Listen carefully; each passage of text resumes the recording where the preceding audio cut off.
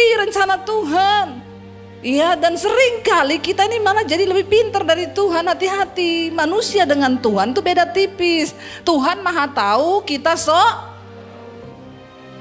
Bilang kanan kirimu, jangan sok tahu kau. Ya, karena Tuhan tuh maha tahu. Daud bilang, buka cara pandangku Tuhan. Ya, apapun yang terjadi, kalau kita punya cara pandang yang sesuai dengan Shalom semua, selamat datang di Masyarakat Kristen dalam segmen Kata Pak Pen bersama Pastor Debbie Bashir. Hari ini kita akan membahas satu topik yang mungkin pernah atau bahkan sedang kita alami dalam kehidupan beriman kita. Pernah tidak sih kalian merasa sudah berdoa sungguh-sungguh, sudah melakukan semuanya dengan benar, tapi kok rasanya Tuhan diam saja? Doa kita seperti tidak dijawab.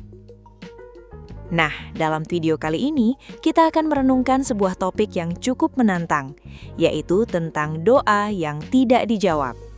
Kita akan belajar bagaimana cara tetap memiliki iman yang teguh, bahkan ketika jawaban yang kita harapkan belum juga datang. Mari kita buka hati dan pikiran kita untuk belajar bersama melalui inspirasi firman Tuhan. Siapkan catatanmu, siapkan hatimu, tonton sampai habis, supaya maksud dan tujuan Tuhan dalam renungan ini dapat kamu pahami dengan baik. Dan bantu kami dengan like, comment, subscribe. Let's go! luar biasa. Walaupun ada masalah kita tetap luar biasa. Karena Tuhan kita, iya, tema hari ini adalah doa yang tidak dijawab. Biasanya kan kita mendengar khotbah doa yang dijawab. Tapi kali ini doa yang tidak dijawab. Berapa banyak saudara yang berkata, saya tuh Bu, sering banget doa tapi gak pernah dijawab. Ada angkat tangan yang doanya sering tidak dijawab? Nggak ada, semua dijawab terus nih ya. Yang doanya dijawab terus, angkat tangan. Nggak ada juga. Yang nggak pernah berdoa pulang saja. Angkat kaki silahkan. Ya, ya Bapak Ibu, ya itulah ya, kita ini tahu bahwa kekuatan kita itu hanya ada di dalam doa. Jadi tolong jangan malas berdoa. Ya, orang Kristen itu berdoa kalau ada masalah. Kalau nggak ada masalah, nggak doa. Ya, karena itu saya berdoa biar banyak masalahmu, supaya kau rajin berdoa. Ya, jangan tunggu ada masalah baru berdoa. Ya, apa itu doa? Doa itu duduk omong-omong dengan Allah. Bilang kanan kirimu, doa itu duduk omong-omong dengan Allah. Ya, daripada saudara omong-omong sama temenmu, omong-omong sama bestimu, omong-omong sama siapa curhat, lebih baik curhat sama Tuhan, ya. Karena tidak semua besti itu pendengar yang baik, banyak penyebar yang baik. Kau punya masalah satu, dia cerita jadi 5, iya Pak ya. Kau cerita ubi sampai di sana jadi kolak. Ditambah santan, gula, Jawa kan, pandan. Setiap kita berharap ketika kita berdoa, maka dijawab. Coba saudara, misalnya saudara ngobrol nih sama temenmu, terus gak dijawab. Ya, kau WA temenmu, 3 hari gak dijawab. Reaksimu gimana? Ayo, jujur, ngomong. Saudara WA temen, dia 3 hari gak balas. Padahal saudara lihat di IG dia aktif. Dia online terus. Tapi kok WA saya nggak dibalas ya? Bagaimana perasaanmu? Ya, bapak-bapak ngomong sama istri nggak jawab. Bagaimana menjadi suami? Marah nggak bapak-bapak? Nggak ada bapak-bapak di sini. Tolong jawab jujur, bapak-bapak ngomong sama istrinya nggak jawab, marah nggak? Cuma sedikit yang berani. Yang lain gak berani marah sama istri. Ibu-ibu kalau ngomong sama suami, jangan berharap didengar. Karena suami itu tempat curhat terbaik. Gak mungkin bocor karena didengar saja kagak. Iya gak? Kita ngomong ya sama suami panjang lebar nih. Begitu ngomong dia bilang, tadi ngomong apa say? Enggak ngomong, diam aja. Ketika kita ngomong dengan orang, tentunya kita berharap dijawab. Nah sering kali kita sama Tuhan gitu, udah doa ini doa tapi kok gak dijawab-jawab. Ya, saya minta sesuatu nggak dijawab. Saya berdoa tapi kok nggak dijawab. Lama rasanya tidak dijawab. Terus bagaimana reaksimu ketika Tuhan belum jawab doamu? Kita belajar dari satu tokoh di Alkitab yang bernama Daud. Kita tahu Daud adalah seorang yang berkenan pada Tuhan. Saya suka sekali ambil contoh tentang Daud. Karena Daud ini luar biasa. Sebab Tuhan bilang, tidak ada orang yang seperti Daud yang ada di hatiku. Kita kepengen dong menjadi seperti Daud yang ada di hati Tuhan, amin. Ya, kalau kita ada di hati Tuhan itu wow loh saudara. Bayangkan kita di hati Tuhan. Tuhan mikirin kita terus. Ya, masalahnya banyak orang gak suka tinggal di hati Tuhan. Gak nurut sama Tuhan. Kenapa Daud berkenan dan ada di hati Tuhan? Karena dia nurut. Dia selalu mau menyenangkan hati Tuhan. Hidup Daud masuk dalam masalah justru ketika dia menggenapi rencana Tuhan. Ya, Daud mulai masuk dalam masalah ketika apa? Dia menang melawan Goliat. Dia mengalahkan Goliat. Dia dipuji-puji, dipuja-puja, semua orang bernyanyi. Dia diangkat jadi panglima perang di Israel. Semua orang berterima kasih karena Daud mengalahkan Goliat yang begitu besar yang tidak ada satupun prajurit yang berani melawannya. Tapi Daud mengalahkannya. Cuma dengan batu, kata Pel. Kira-kira masuk akal enggak? Enggak. Tapi bagi Tuhan, ya, Tuhan tuh suka yang enggak masuk akal memang. Batu enggak bisa bunuh Goliat, tapi kuasa Tuhan sanggup membunuh Goliat. Dan karena Daud disertai Tuhan, maka Tuhan melakukan yang dia lakukan itu menjadi berhasil. Ketika Daud mengalahkan Goliat, disitulah orang mulai puji-puji dia menang perang, menjadi panglima perang. Selalu gadis-gadis mulai menyanyi. Ya, Saul memukul kalah, membunuh hanya beribu-ribu, tetapi Daud berlaksa-laksa. Persoalannya di mana? Cuma persoalan iri hatinya Saul. Seringkali hidup kita akan masuk dalam masalah besar cuma gara-gara urusan yang sepele. Cuma karena iri hatinya Saul. Tapi Tuhan turut bekerja dalam segala perkara. Tuhan jadikan kesempatan itu untuk membentuk Daud karakternya. Sebab tidak ada orang hebat dihasilkan dari kemudahan. Orang hebat selalu dihasilkan melewati kesulitan, proses, dan air mata. Kenapa Mas itu harganya mahal? Karena prosesnya berat. Ya, digali dulu, ditambang di hutan-hutan, diambil, dijadikan cairan, dimelelehkan berapa derajat paling panas, baru bisa dapat emas murni. Ya, sesuatu yang mahal itu pasti melewati proses yang berat. Kalau saudara mau hidupmu menjadi mahal di mata Tuhan, nilai imanmu bernilai, maka engkau harus rela mengalami proses-proses yang berat. Ya, karena kalau enggak bisa. Bonsai itu mahal. Kenapa? Puluhan tahun. Makin bentuknya unik, makin lama makin tua, makin mahal. Bisa ratusan, ada yang miliaran. Toge mahal enggak? Kenapa? Cuma hidup satu malam. Tutup aja pakai karung. Besok sudah keluar tunas. Dimakan, keluar di jamban. Pagi sudah di WC tempatnya. Saudara mau punya iman toge atau bonsai? Bonsai itu makin dibentuk, makin ditekuk, makin mahal. Kita jangan punya iman murahan. Ketika Tuhan izinkan proses, bertahanlah. Walaupun doamu belum dijawab. Ya. Jadi Daud itu masuk dalam masalah justru karena menggenapi kehendak Tuhan. Kalau kita ini hidup mau menggenapi kehendak Tuhan, banyak masalahnya karena ikut Tuhan tuh enggak enak. Ikut syaitan enak. Enggak perlu bergumul, ikut Tuhan enggak enak. Hidup kudus, ya toh? Enggak boleh merokok, enggak boleh bersinah, enggak boleh selingkuh, enggak boleh dugem, enggak boleh judi. Kedagingan harus dikalahkan dan itu enggak enak. Pastikan pergumulanmu itu pergumulan yang sesuai dengan kehendak Tuhan.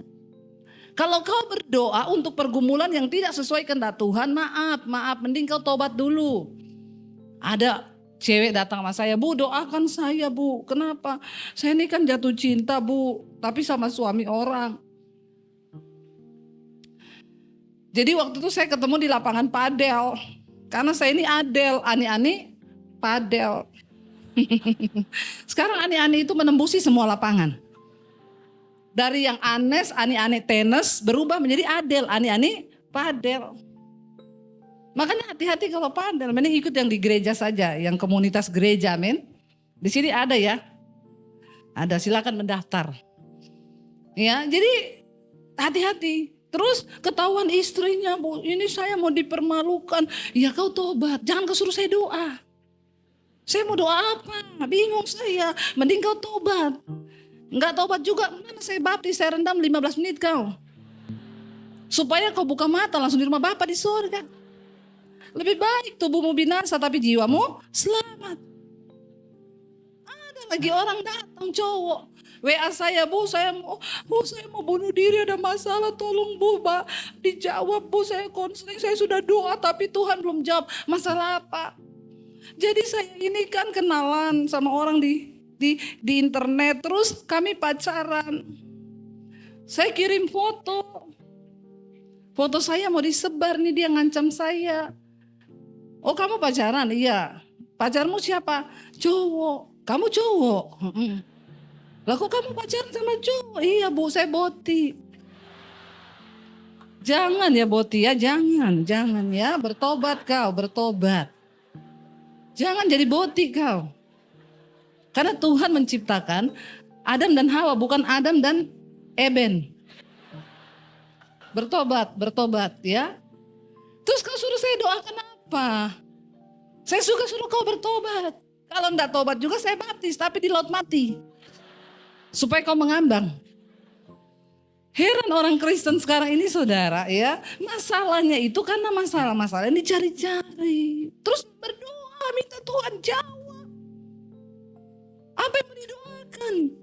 Daud mengalami masalah karena menggenapi kehendak. Kita ini hidup lurus aja, hidup ini berat loh. Apalagi kalau hidup bengkok-bengkok. Hidup lurus aja ini udah berat. Ya, berat. Hidup ini lurus-lurus aja banyak masalah. Hidup ini banyak masalah. Ya, kalau banyak cucian itu laundry. Banyak masalah hidup ini saudara. Kita hidup lurus ngikuti Tuhan aja berat. Apalagi gak ngikut Tuhan. Yang muda-muda tolong kau juga kalau mau menikah berdoa. Minta Tuhan tunjukkan yang tepat jodohmu.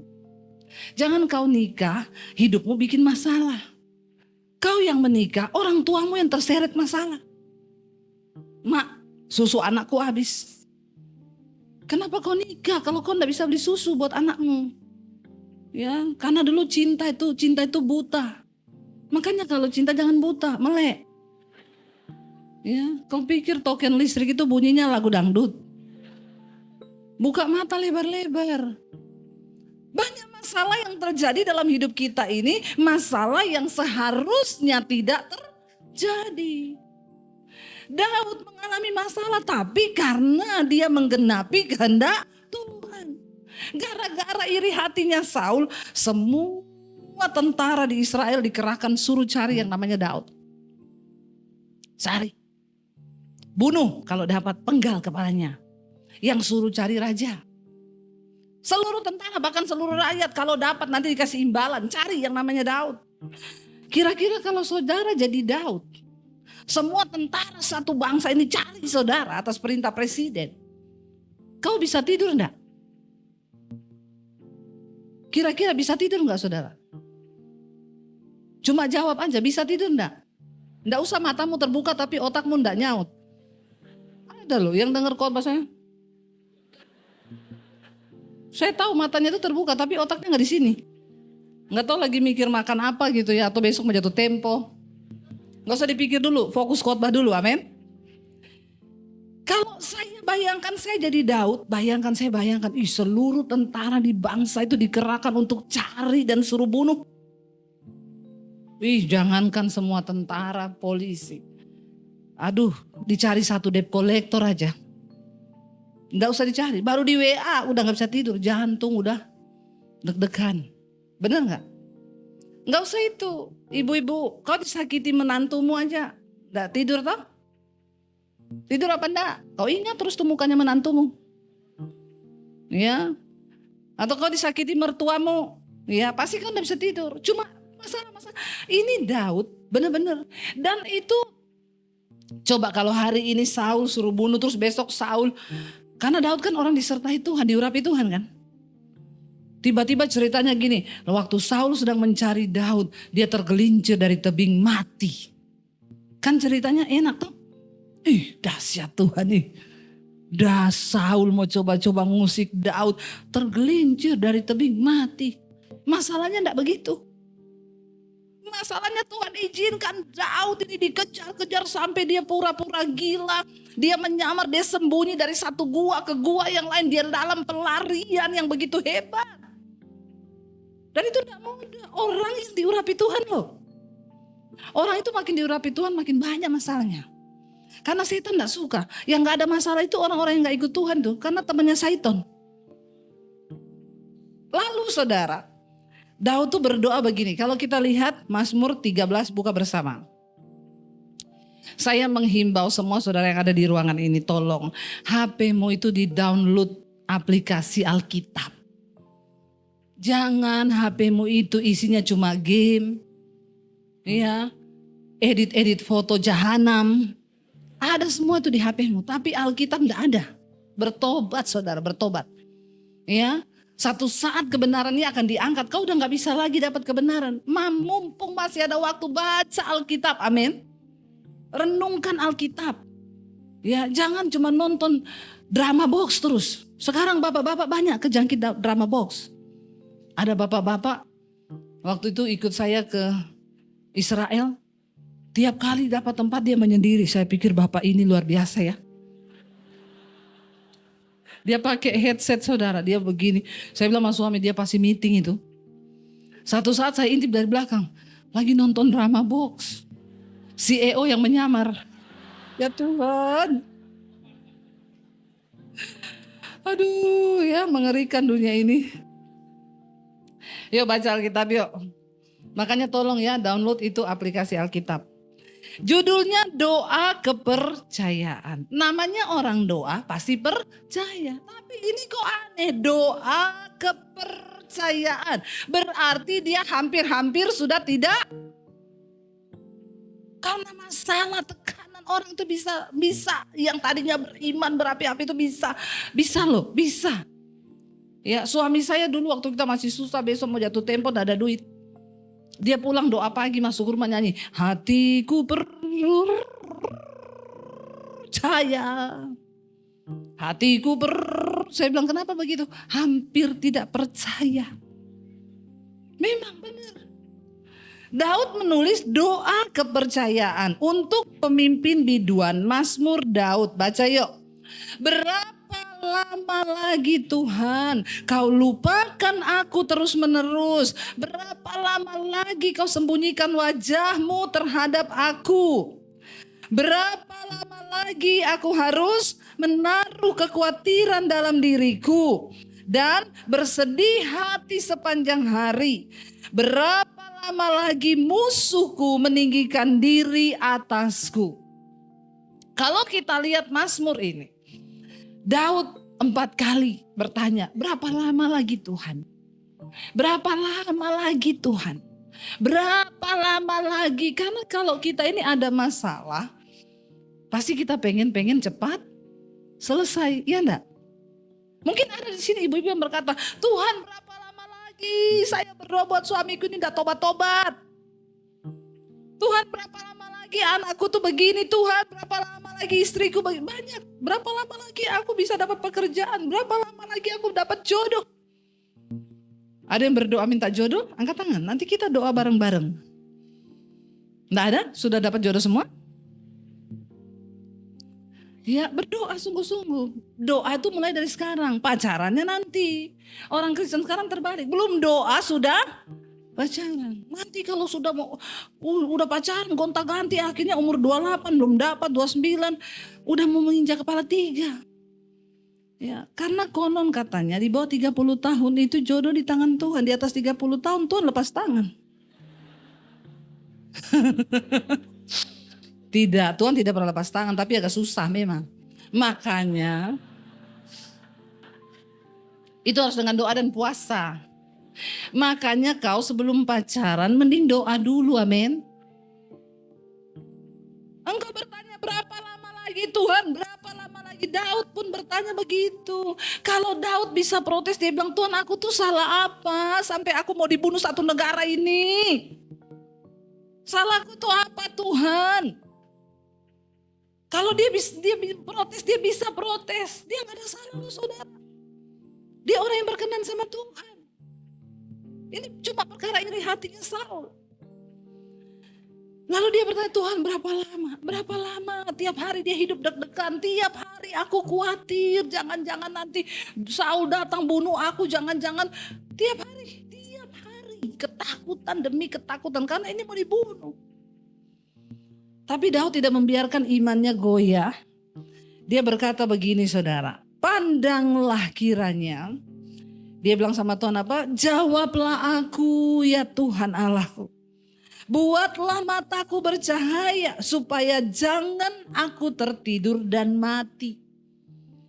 Satu hal yang Daud minta sama Tuhan. Tuhan enggak apa-apa Tuhan. Kalau kau belum jawab doaku enggak masalah. Permintaanku hari ini hanyalah pandang aku, jawab aku dan buat mataku ini bercahaya. Buka cara pandangku Tuhan.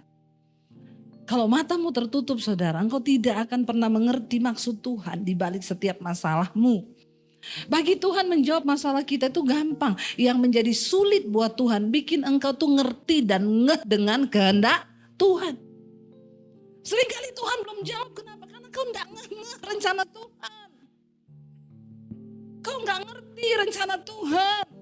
Iya, dan seringkali kita ini malah jadi lebih pintar dari Tuhan. Hati-hati, manusia dengan Tuhan tuh beda tipis. Tuhan maha tahu, kita sok. Bilang kanan kirimu, jangan sok tahu kau. Ya, karena Tuhan tuh maha tahu. Daud bilang buka cara pandangku Tuhan. Ya, apapun yang terjadi, kalau kita punya cara pandang yang sesuai dengan kehendak Tuhan, itu akan jadi indah saudara. Tuhan lagi proses Daud karena dia akan dipersiapkan jadi seorang raja. Nggak bisa, raja yang cuma biasa-biasa. Dia harus menghadapi sesuatu yang lebih besar ke depan, jadi Tuhan harus melatih dia. Kalau engkau mau saudara menerima sesuatu yang besar dari Tuhan, itu tadi saya bilang tidak ada orang hebat yang dihasilkan dari kemudahan. Orang hebat dihasilkan lewat kesukaran. Saya bahkan tidak pernah berpikir ada di tempat ini hidup seperti hari ini. Karena saya tidak pernah pengen menjadi seperti hari ini. Yang saya lakukan adalah hidup dari hari ke hari. Saya mencoba mengejar perkenanan Tuhan. Daud tidak pernah menyangka kalau hari itu adalah hari promosi Tuhan bagi dia. Persoalannya Daud bukan mau berperang kan. Cuma bapaknya panggil gini, Ut, sini Kak Ut. Itu kakak-kakakmu lagi di medan pertempuran. Mereka lapar, mereka haus. Kau pergi bawa ini roti dan susu buat mereka makan. Tinggalkan dulu itu kambing dombamu. Daud orang yang terbuang. Semua kakak-kakaknya jadi prajurit. Daud tidak disekolahin prajurit. Kenapa? Secara tampang tidak masuk hitungan. Tapi bagi Tuhan, yang terbuang, yang gak masuk hitungan, itu Tuhan sering pungut. Untuk dimuliakan oleh Tuhan. Asal kau hidup dalam perkenanannya. Lalu Daud itu hari itu dia bukan pergi mau melawan Goliat. Dia bawa makanan, bawa rantang, bawa susu. Jangan pernah kau berpikir mengejar sesuatu yang melampaui pikiranmu. Tapi kalau engkau mengejar perkenanan Tuhan tanpa engkau sadari, tiba-tiba Tuhan bawa engkau ke tempat yang engkau sendiri bahkan tidak menyangka. Hari itu Daud gak nyangka. Dia sampai di tempat pertempuran, dia lihat Goliat lagi mempermalukan nama Allah. Daud sangat marah kalau orang tidak menghormati Allah. Daud marah. Siapa orang ini yang tidak bersunat? Kenapa dia mempermalukan nama Tuhan? Aku akan melawan dia dan akan membunuh dia. Lalu ditanya, semua bilang, hello, kamu melawan dia, kamu itu punya kekuatan apa? Kamu pernah perang lawan siapa? Kamu itu cuma gembala kambing domba, gak pernah sekolah prajurit. Daud bilang, aku ini sering bunuh singa, bunuh beruang. Kalau aku menggembalakan kambing dombaku, singaku diambil. Aku bunuh beruangnya, aku bunuh singanya.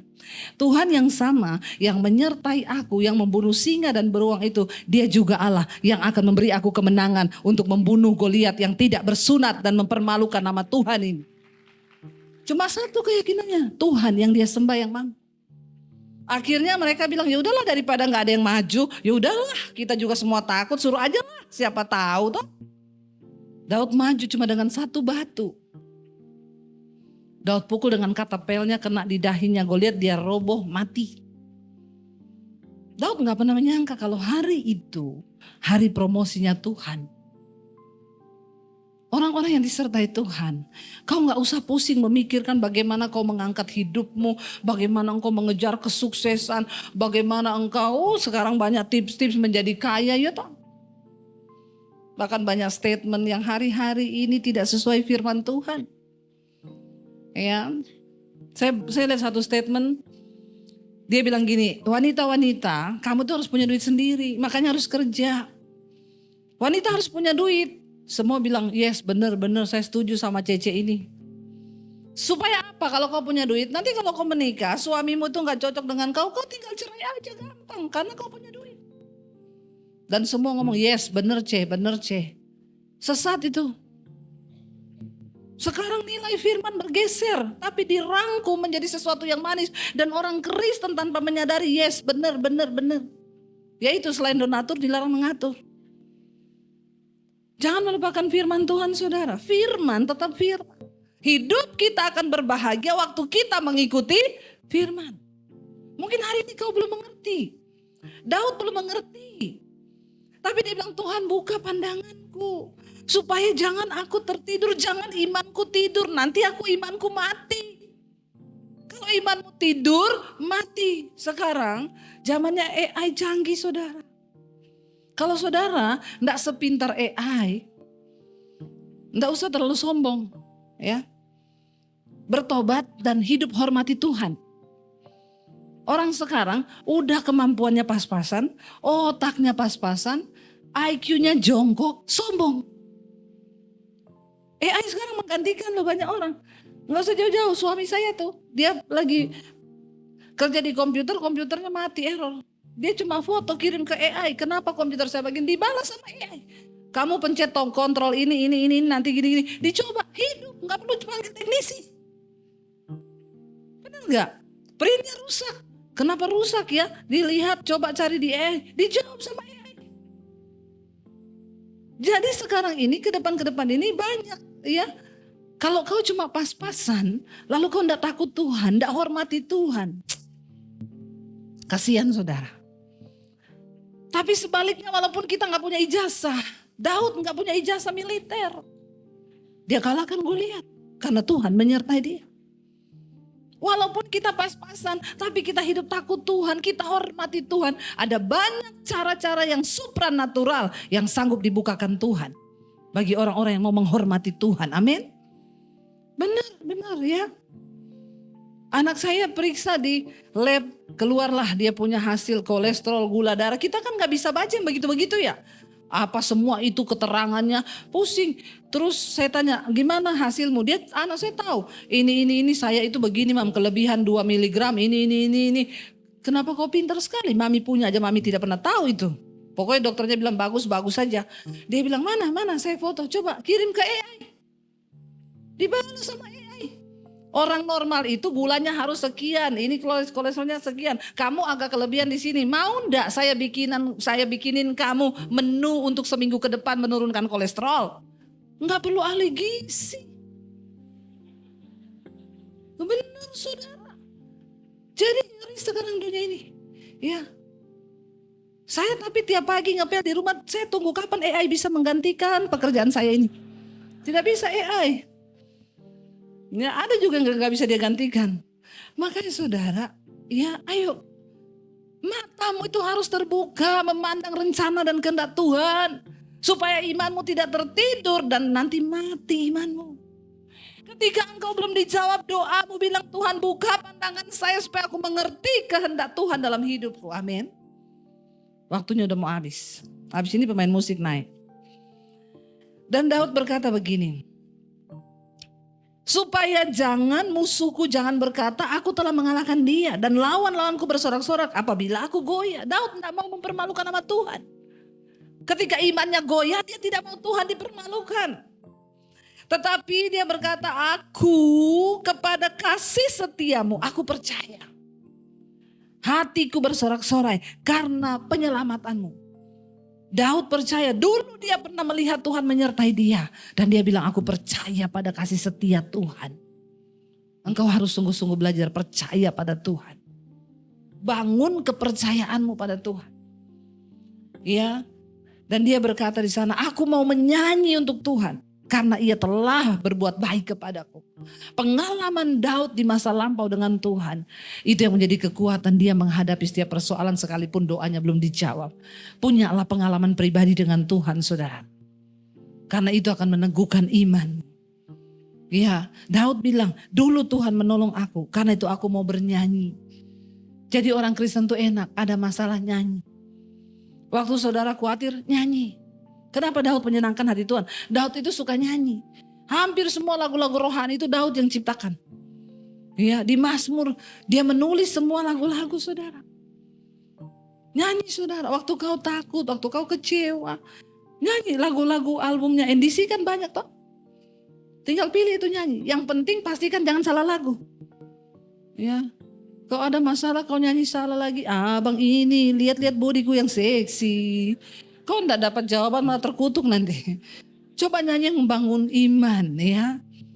Ya, ketika imanmu redup, ketika hidupku menggenapi firman-Mu. Saya gitu kalau lagi takut, mau di dapur, di kamar mandi, dimanapun tiba-tiba iblis nyerang nih di pikiran. Nyanyi saya. Cepat-cepat nyanyi ya. Ya itu pastikan lagu rohani. Lagu dunia memang bagus tapi banyak kata-katanya itu tidak bagus ya. Kau berbohong, aku pun percaya. Kau lukai, aku mencintai. Coba kau pikir di mana ada cinta segoblok ini. Ngapain kau mau didustai, kau percaya. Disakiti, kau mau. Ya makanya udah nikah gak punya duit terus kau marah-marah. Kenapa kau gak bilang kalau kau gak punya duit, suamimu bilang. Kan dari dulu aku sudah bilang. Hanya kau hartaku satu-satunya.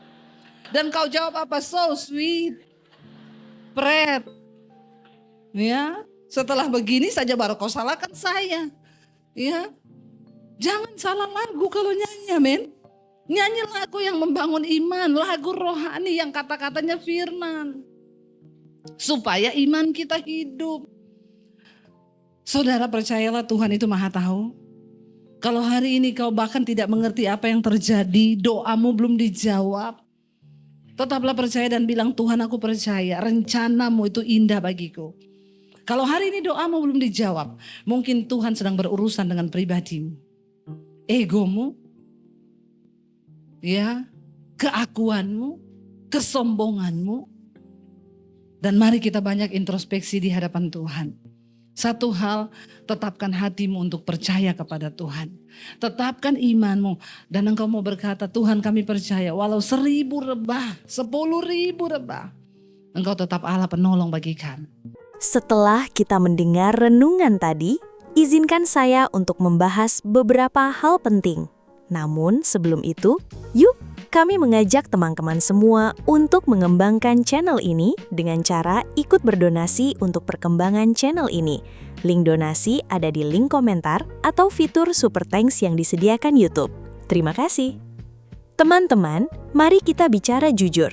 Siapa di sini yang pernah merasa doanya tidak dijawab? Pasti banyak ya, saya pun pernah merasakannya. Kita sering berpikir bahwa doa itu seperti mesin penjual otomatis. Kita masukkan koin, doa kita, lalu keluar barang yang kita inginkan. Tapi kenyataannya seringkali tidak begitu. Dalam perenungan kita kali ini, kita belajar dari tokoh Alkitab yang luar biasa, yaitu Daud. Daud ini dikenal sebagai orang yang berkenan di hati Tuhan. Tapi apakah hidupnya mulus-mulus saja? Tidak. Justru ketika Daud mulai menggenapi rencana Tuhan, ketika dia menang melawan Goliat dan diurapi menjadi pemimpin, disitulah masalah demi masalah justru menghampirinya. Dia dikejar-kejar oleh Raja Saul yang iri hati, harus bersembunyi dari gua ke gua, dan hidup dalam ketakutan. Daud sempat bertanya kepada Tuhan dalam Mazmur 13, "Berapa lama lagi Tuhan?" Dia merasa Tuhan melupakan dia merasa Tuhan menyembunyikan wajahnya. Itu adalah ekspresi manusiawi ketika kita lelah menunggu. Namun, inti dari materi kita hari ini adalah ini. Daud tidak membiarkan keraguan itu mematikan imannya. Ketika doanya belum dijawab, Daud tidak berhenti berdoa. Dia justru mengubah arah doanya. Dia tidak lagi memaksakan kehendaknya pada Tuhan, tapi dia berkata, "Tuhan, pandanglah aku, jawablah aku, dan buat mataku bercahaya."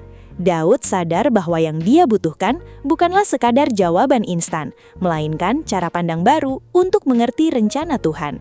Seringkali Tuhan belum menjawab doa kita bukan karena Dia tidak peduli, tetapi karena Dia sedang membentuk karakter kita, menguji kedewasaan kita, dan mempersiapkan kita untuk sesuatu yang jauh lebih besar.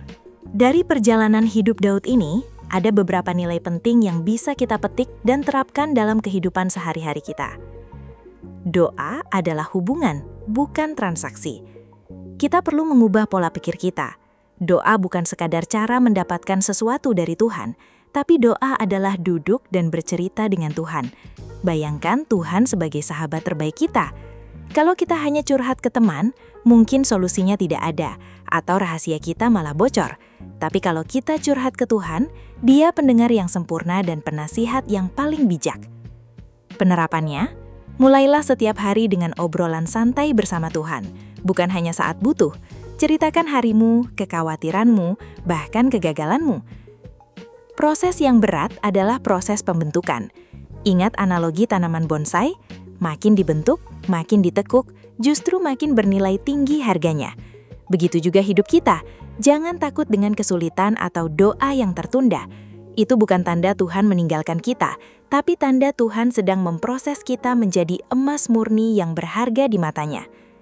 Penerapannya, saat kita mengalami kesulitan, daripada mengeluh, coba tanyakan pada diri sendiri, "Tuhan, apa yang ingin Engkau bentuk dari karakterku melalui situasi ini?" Pentingnya menjaga cara pandang. Daud minta matanya bercahaya. Ini berarti dia minta Tuhan membuka perspektifnya agar tidak terjebak dalam rasa takut. Seringkali kita tidak melihat jalan keluar, bukan karena jalannya tidak ada, tapi karena mata kita tertutup oleh masalah. Jadi, penerapannya, di saat mendesak atau takut, berhentilah sejenak. Berdoalah supaya Tuhan memberikan ketenangan dan cara pandangnya terhadap masalahmu, bukan cara pandang duniawi yang penuh kecemasan. Mengandalkan pengalaman masa lalu dengan Tuhan.